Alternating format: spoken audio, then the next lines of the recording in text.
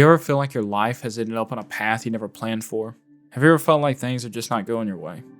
Often we get so caught up in the ending of our story that we don't focus enough on the actual journey. Life is full of twists and turns and we won't have control over it, but we have to learn to adapt. I myself struggle with this and I get overwhelmed by even daily tasks sometimes. Well, today I hope this episode can help you and myself learn to embrace the journey of life because today's guest is pretty great at doing just that. Today, I'm speaking with Josh, who is an artist that goes by the name McMonster. His journey from growing up in Colorado to becoming a full-time artist in Portland was in no way planned and was far from a straight path. His life has been full of constantly moving to different cities and then back again, full of starting college just to drop out. Josh had no idea what the next step would be, but he did know one thing, that he was going to be a full-time artist and he was going to do it by any means.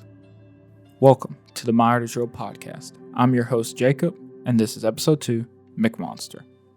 Yeah, so my name's Josh McQuarrie. I go by McMonster. I grew up in a military family, so we were moving around a lot.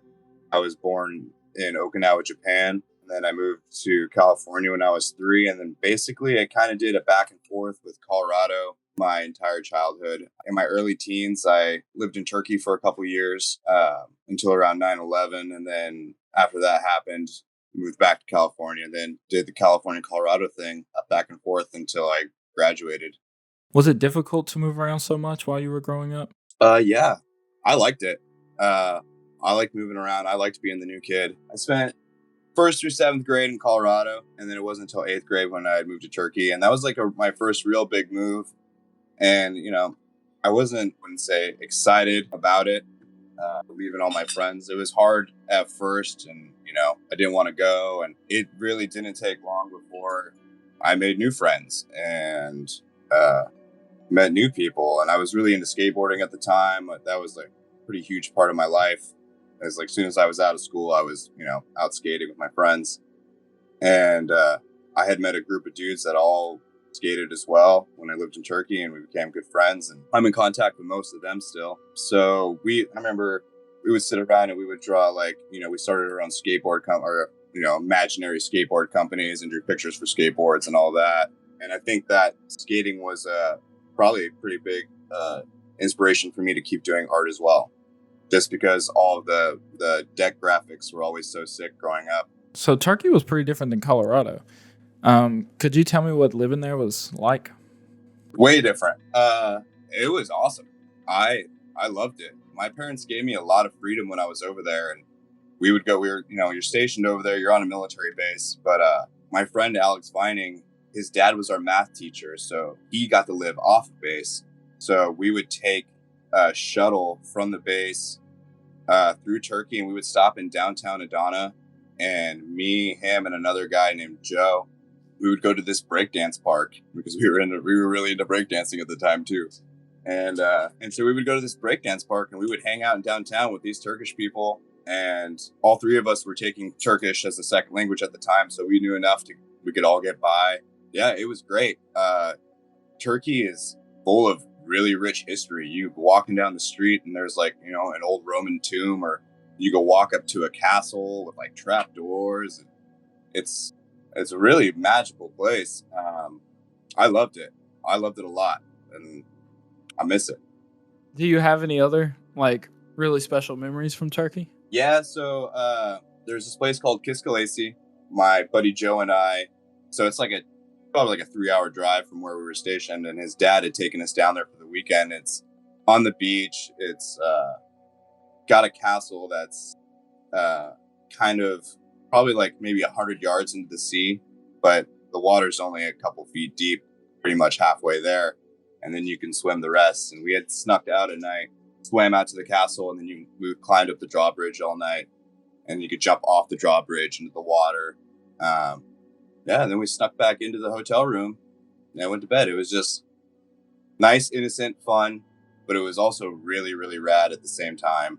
And something, that I've never got to do again since. So do you remember the first time you got into art, when it kind of came into your life?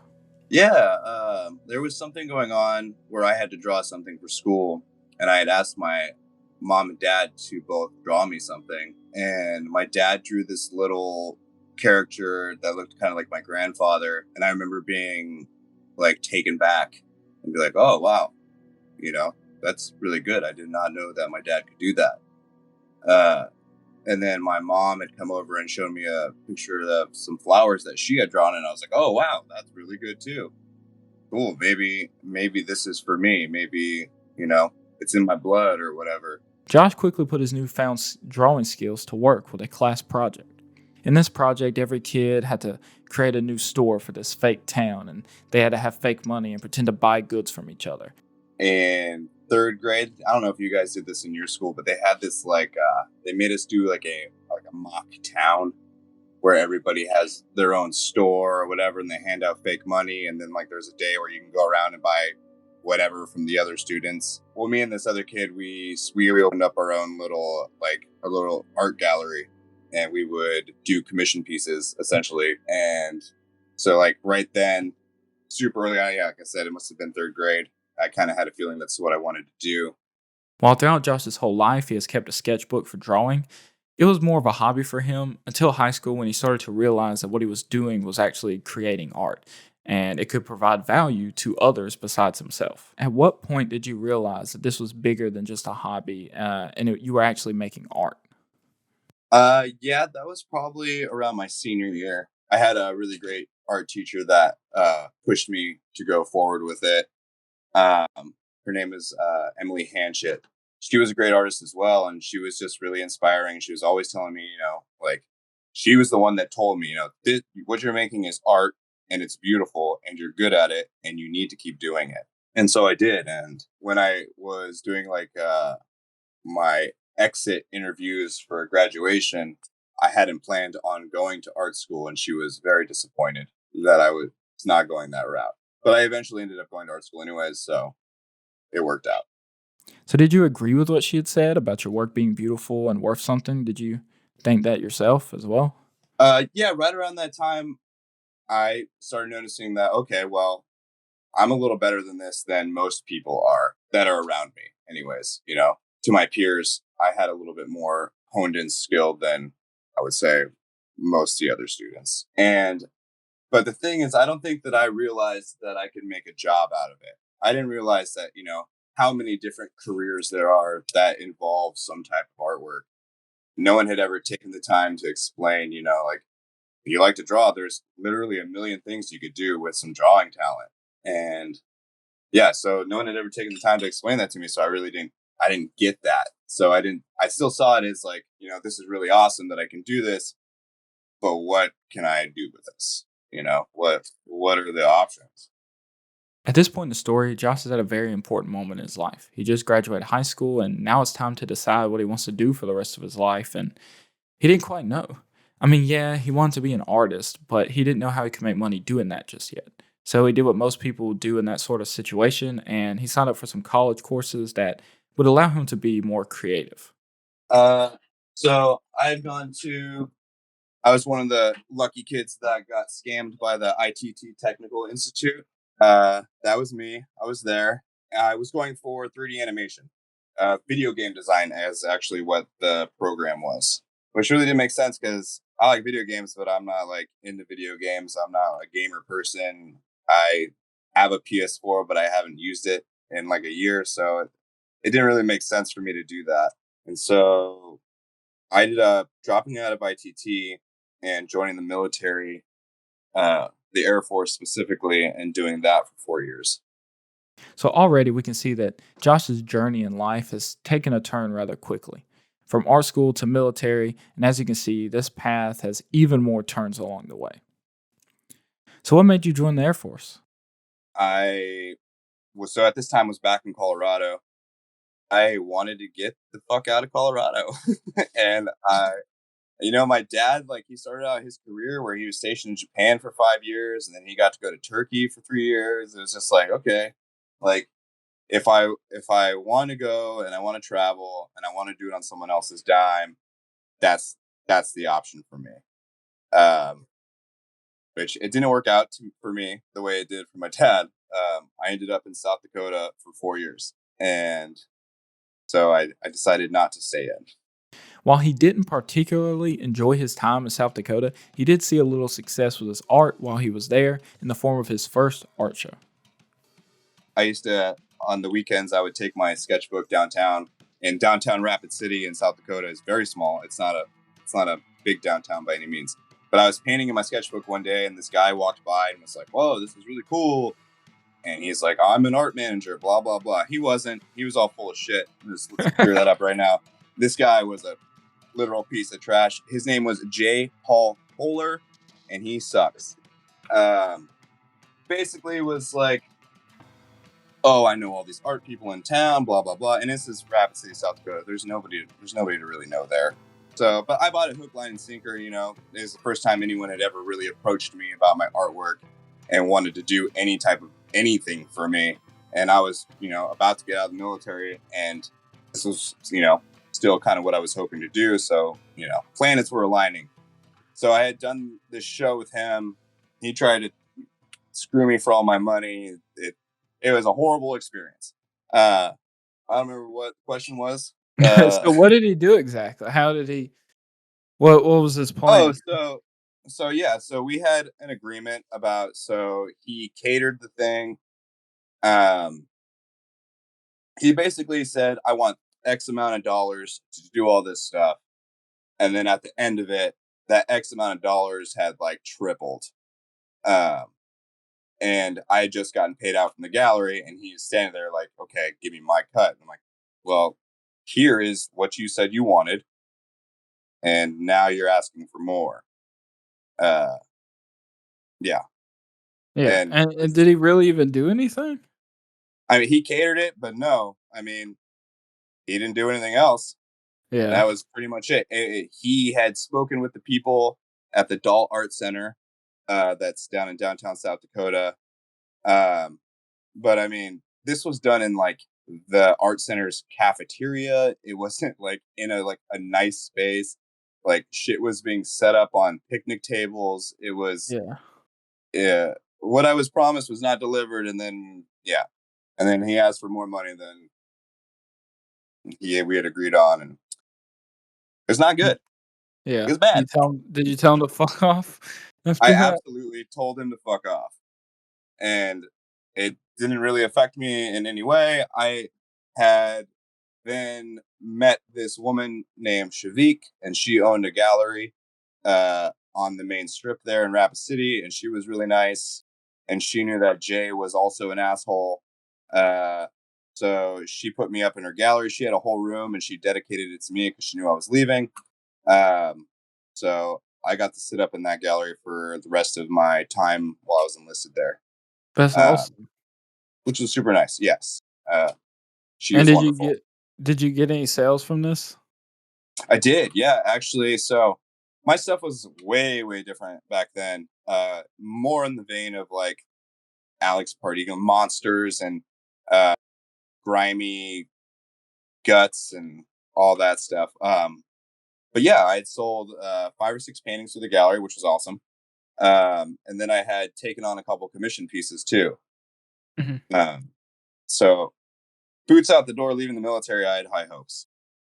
Okay, so his first art show didn't quite go as planned, and nothing's worse than someone trying to take advantage of you. But Josh still was looking forward to what the future held for him as he had just got out of the military and he had a couple of art sales under his belt.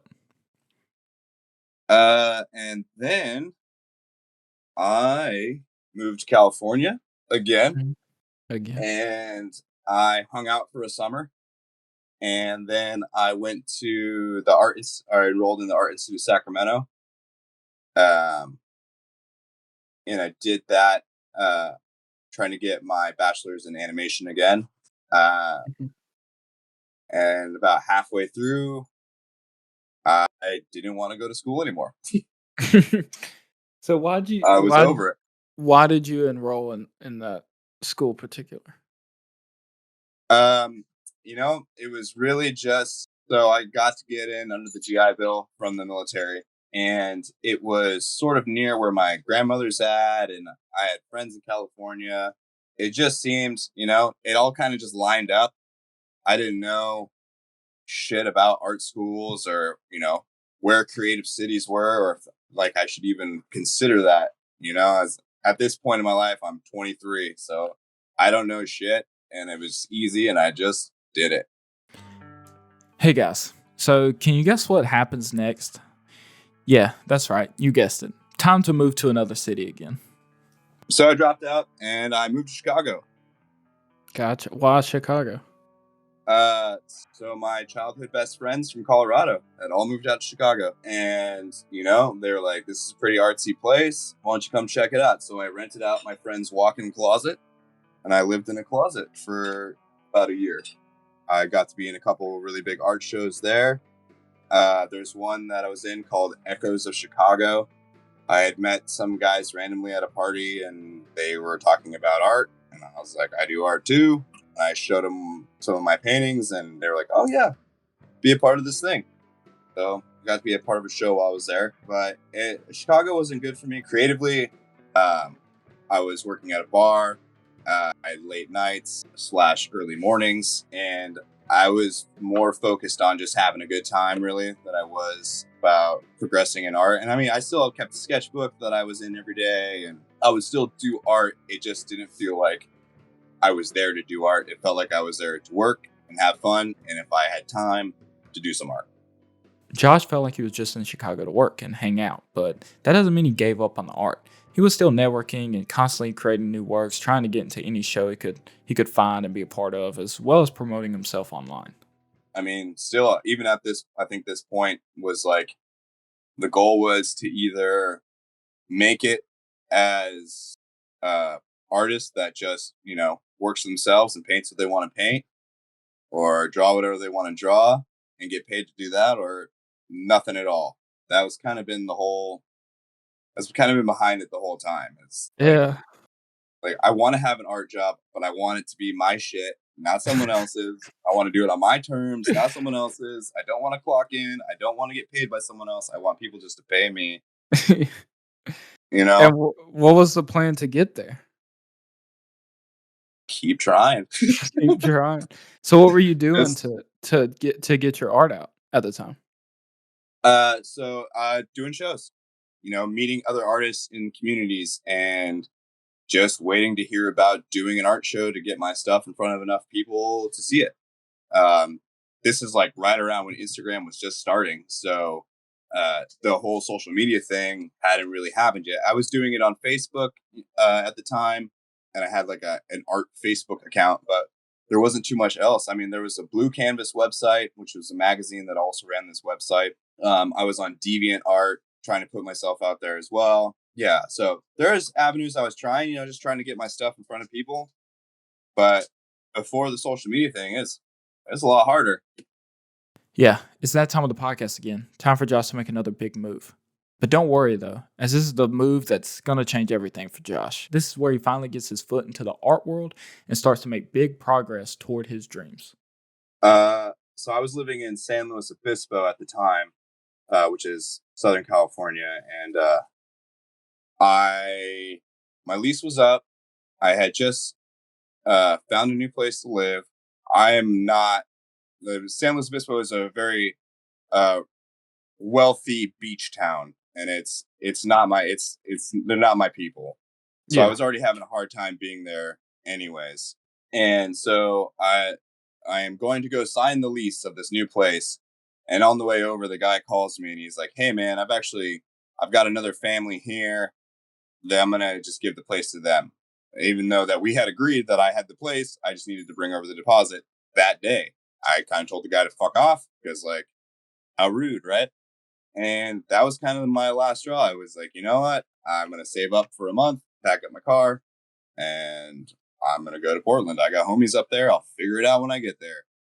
Not only had Josh had enough, but his aunt was constantly telling him how great Portland would be for him. She had been telling me for years and years that, Josh, Portland's a pretty artsy town. You could do a lot of good up there. And, she was my aunt, so I didn't listen to her because I'm an asshole. Uh, and I was in my early 20s and I thought I knew everything. It just ended up happening. It was, I had a lot of friends from California that had moved up here, and I wasn't trying to stay in California, and I couldn't do another winter in Chicago. So I moved up here the end of 2013, and almost immediately after. So Instagram is now way better. I'm able to reach out and show people more stuff. But almost instantly within moving here, I think I had a show within the first month uh, of living here, and it was a bike show for this local bike company called Atir, and Mhm. everybody was given a bike, and they were supposed to paint the bike or design images on the bike to accompany a painting. And then the show was at this gallery called One Grand Gallery here, which is a pretty reputable gallery. They show a lot of really cool people. Yeah, and it was the first gig, and then it's just kind of snowballed after that, slowly but surely. That's awesome. How did you get in touch with them and be a part of that exhibition? Uh, just through a friend. A friend who was like, "Hey, I have this friend who's in this art show, and they're looking for more artists. You should reach out." So I reached out. It helped, like I said, Portland is a very artsy place.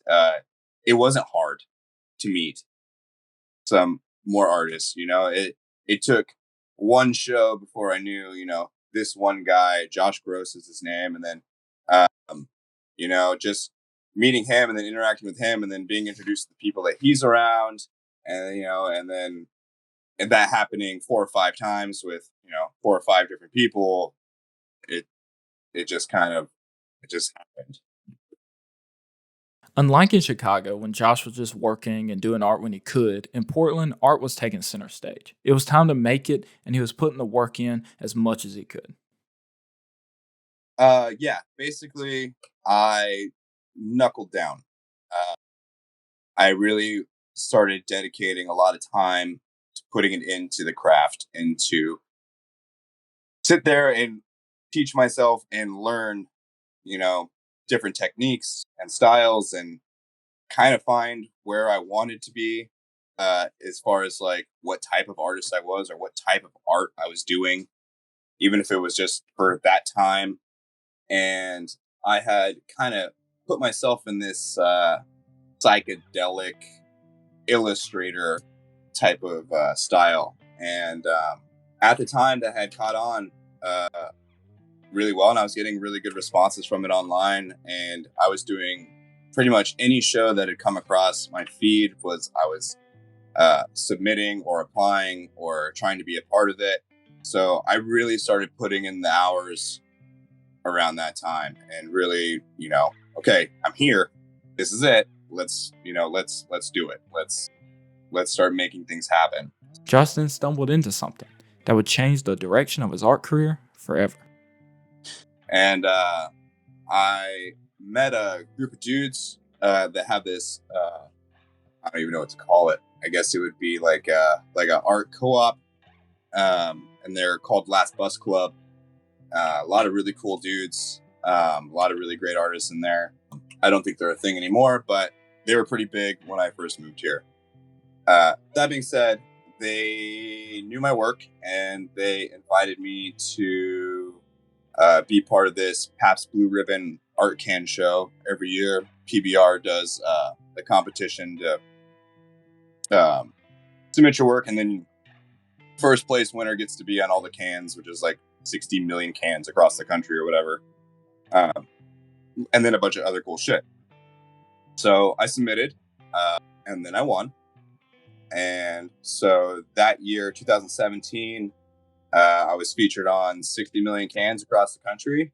They threw me on a 2-month tour, a mural tour, where I hopped on this, I don't know what to call them, this RV with 4 other artists, and we did 30 different murals in the 2 months that we were out there, traveling all up and down the East Coast. And yeah, and pretty much when I got home from that tour, um, that was it. I had made the move to do art full time. That's fantastic, man. So, how did it feel to have this big win? It's validated, like, Yeah. okay, I've been trying the whole time to just do my shit and have it pay off. And I did my shit and it paid off. Yeah. And it opened up a lot of cool opportunities. I think a lot more people started taking me more seriously if they hadn't already. They're like, okay, cool. This guy obviously can win a national competition. Dope. And let's see, what was I doing at the time? Before that, I was working for a marijuana grow, and I didn't have to do that anymore. I did a little bit on the side. Did you quit before you went onto the tour or after you got back, or how'd that work? So when they let me know that I had won, I was at a t-shirt printing shop, and I pretty much quit that day. You said, I'm fucking out of here. I'm fucking out of here. Yeah. Well, they were at a point in their business where they were looking for people to stick around. And I had been asked maybe 2 weeks before that, like, hey, if we offer you this and this, like, would you stick around or are you trying to move on? And I was straightforward. The guy was like, hey man, I'm trying to do this with this. And if anything, if I get any opportunity to take, to do something with my art, I'm going to take that over this. Yeah. So when I had won, there was cash prize. So I had a little bit of money coming my way to, carry me over a little bit. Yeah, I quit that day. I was like, hey man, I won. He was like, oh sweet. So you're probably not going to work here anymore. And I said, yep, you're right. But thank you. Finally, after so long, Josh felt like he had made it. And he was right, because this win was just the beginning of him growing his art to where it is today. After winning the PBR art contest, he would go on a mural tour with 4 other artists, which would allow Josh to see more of the United States that he somehow had missed in all of his travels.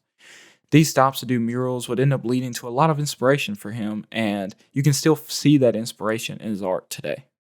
When we parked the RV, we'd go to camp in national forests, and when we were in Kentucky, we got to take a boat out on these lakes that I'm still using inspiration from in my pieces today.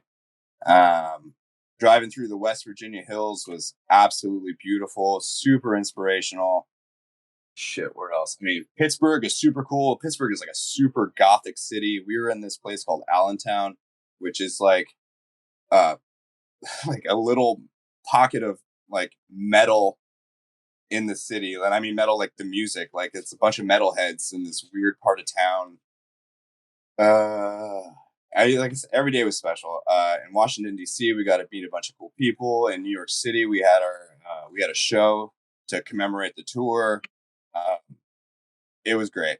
North Carolina was super dope. Wasn't expecting to fall in love with North Carolina, but I did.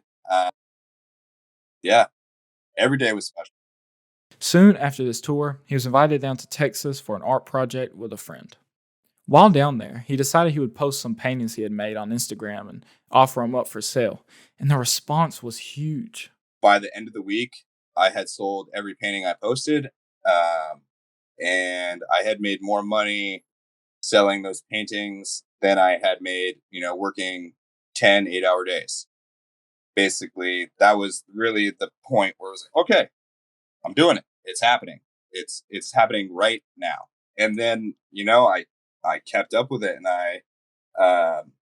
I started doing time-lapse videos, and my time-lapse videos was just like viral after viral after viral of these time-lapse videos. And then, I went from having 10,000 followers to 100,000 followers within, the year, and then double that the following year. Just because I kept with this style and just stayed on it and was doing it at this point every day. And I was at first was able to I was able to knock out a piece a day, a piece every 2 days.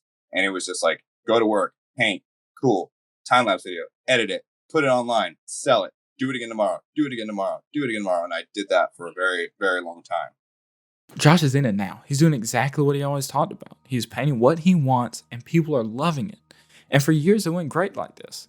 But it was in late 2020 that Instagram introduced Reels, and that changed a lot for artists. It put a big strain on their business as they were not able to reach as many people as they used to. Josh knew he couldn't rely on Instagram forever. So before the pandemic hit, before the introduction of Reels, he'd already started his process of trying to get into more gallery spaces and do more exhibitions outside of Instagram. I had gotten lucky enough to like get asked to do a show at this gallery in Los Angeles called the CoPro Gallery, or Copro. I'm not sure how to pronounce it. I got introduced into the gallery scene, and that was one of my next goals. Was like, okay, so now you're getting paid to do all your stuff. Let's get it into some galleries. Let's get into some nice galleries. Let's get out of the gift shops. Let's get out of the restaurants and the coffee shops. Let's go to a place where people are going to buy art, to see art, to get introduced to new art. And so I did a gallery show there, and which was going to be my first solo show, but I ended up not being able to go because it happened in the same time COVID happened. Basically, everything got shut down in March. Yeah, the show was in April, but it ended up being okay. I sold over half the pieces regardless online without anybody going. They were pretty convinced that if the show had happened, I probably would have sold out the show. They gave me a lot of positive reinforcement, even though it was kind of a shitty situation. And then I had done another show in Melbourne, another one I didn't get to go to because of the times, Melbourne, Australia, the Outro Gallery, and they were super nice as well, even though kind of the same situation. But I had sold my work there too. And so I was having positive experiences doing gallery shows, and that's kind of where I'm at right now. Is I'm just trying to stay in the gallery scene. I'm trying to meet new galleries and new people and new artists and elevate. So how do you feel about your art career now, and how do you feel about it moving forward? I am just starting, my dude. Just starting. Like I said, I've been really getting into art history lately, and just like looking at the lives and like the time that is spent, with artists and their art before, anything actually happens. I consider myself extremely lucky to be as far along as I am right now. And like, I'm just a baby little fish right now. It's only been 3 years, 3 or 4 years. That's nothing in the life of an artist. That's like not even a full phase. So, I'm not sold that this is the type of style I'll be doing for forever or, however long. I'm kind of just going with it and seeing what happens. First, I want to thank McMonster for coming on to the podcast and telling us his story. I think his story is something anyone, not just an artist, can learn from when it comes to never giving up on your dreams, and that your next big break could be right around the corner. If you're in Portland or just want to check out more of McMonster's works in person, you can do so February the 11th at Brassworks Gallery in Portland. His solo show will be titled All the Lonely People. I hope you enjoyed this episode of the podcast. If so, please share it with anyone you think would appreciate it. Our goal is to tell the stories of different individuals in the art world and find the lesson within it that we can all learn from. This podcast was recorded and edited by me, Jacob Johnson, and music featured in this episode is from Q Shop. That's spelled C-U-E Shop. You can find all the links to our content and links to our guests in this episode's description. This is the Myartisreal Podcast, and I will see you in the next episode.